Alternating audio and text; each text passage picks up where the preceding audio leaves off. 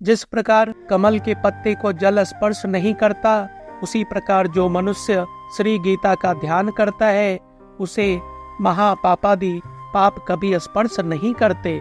जहाँ श्री गीता का निवास होता है वहाँ सभी देवों, ऋषियों, योगियों, नागों और गोपाल बाल श्री कृष्ण भी नारद, ध्रुव आदि सभी पार्षदों सहित जल्दी ही सहायक होते हैं।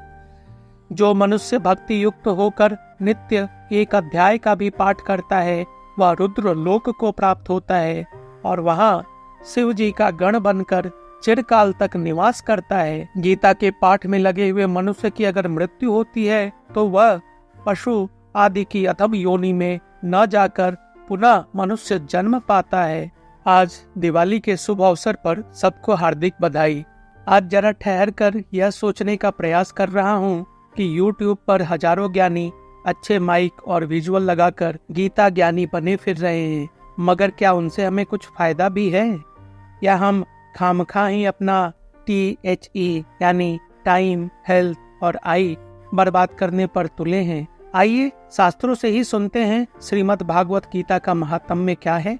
मेरे चैनल पर आपको झंझनाती अमिताभ बच्चन जैसी आवाज या सिनेमा जैसे विजुअल तो नहीं मिलेंगे, मगर जो भी प्रस्तुत करूंगा शास्त्रों से खुद पढ़कर करूंगा।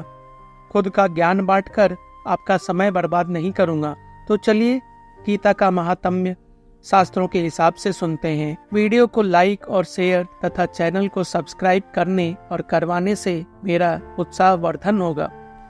एक बार पृथ्वी ने भगवान विष्णु से पूछा, हे भगवान, हे परमेश्वर, हे प्रभु, प्रारब्ध कर्म को भोगते हुए मनुष्य को एक अनिष्ट भक्ति कैसे प्राप्त हो सकती है। श्री विष्णु भगवान बोले, प्रारब्ध को भोगता हुआ जो मनुष्य सदा श्री गीता के अभ्यास में आसक्त हो वही इस लोक में मुक्त और सुखी होता है तथा कर्म में लिप्त नहीं होता। जिस प्रकार कमल के पत्ते को जल स्पर्श नहीं करता, उसी प्रकार जो मनुष्य श्री गीता का ध्यान करता है उसे महापापादि पाप कभी स्पर्श नहीं करते। जहाँ श्री गीता की पुस्तक होती है और जहाँ श्री गीता का पाठ होता है वहाँ प्रयाग आदि सर्व तीर्थ निवास करते हैं। जहाँ श्री गीता का निवास होता है वहाँ सभी देवों, ऋषियों, योगियों, नागों और गोपाल बाल श्री कृष्ण भी नारद, ध्रुव आदि सभी पार्षदों सहित जल्दी ही सहायक होते हैं। जहाँ श्री गीता का विचार, पठन पाठन तथा श्रवण होता है वहाँ हे पृथ्वी मैं अवश्य निवास करता हूँ। मैं श्री गीता के आश्रय में रहता हूँ। श्री गीता मेरा उत्तम घर है और श्री गीता के ज्ञान का आश्रय करके मैं तीनों लोकों का पालन करता हूँ। श्री गीता अति अवर्णनीय पदों वाली, अविनाशी, अर्धमात्रा तथा अक्षर स्वरूप, नित्य ब्रह्म रूपिणी और परम श्रेष्ठ मेरी विद्या है, इसमें संदेह नहीं है। वह श्री गीता चिदानंद श्री कृष्ण ने अपने मुख से अर्जुन को कही हुई तथा तीनों वेद स्वरूप, परमानंद स्वरूप तथा तत्व रूप पदार्थ के ज्ञान से युक्त है।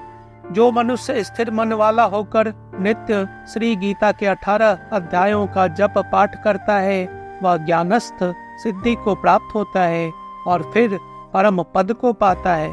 संपूर्ण पाठ करने में असमर्थ हो तो आधा पाठ करे तो भी गाय के दान से होने वाले पुण्य को प्राप्त करता है, इसमें संदेह नहीं।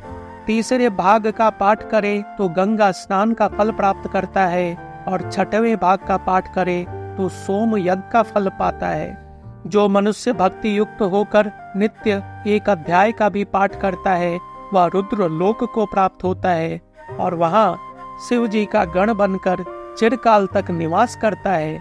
हे पृथ्वी, जो मनुष्य नित्य एक अध्याय, एक श्लोक अथवा श्लोक के एक चरण का पाठ करता है वह मनवंतर तक मनुष्य को प्राप्त करता है। जो मनुष्य गीता के 10, 7, 5, 4, 3, 2, 1 या आधे श्लोक का पाठ करता है वह अवश्य 10,000 वर्ष तक चंद्रलोक को प्राप्त होता है। गीता के पाठ में लगे हुए मनुष्य की अगर मृत्यु होती है तो वह पशु आदि की अधम योनि में न जाकर पुनः मनुष्य जन्म पाता है और वहाँ गीता का पुनः अभ्यास करके उत्तम मुक्ति को पाता है। गीता ऐसे उच्चार के साथ जो मरता है वो सदगति को पाता है। गीता का अर्थ तत्पर सुनने में तत्पर बना हुआ मनुष्य महापापी हो तो भी वह वैकुंठ को प्राप्त होता है और विष्णु के साथ आनंद करता है।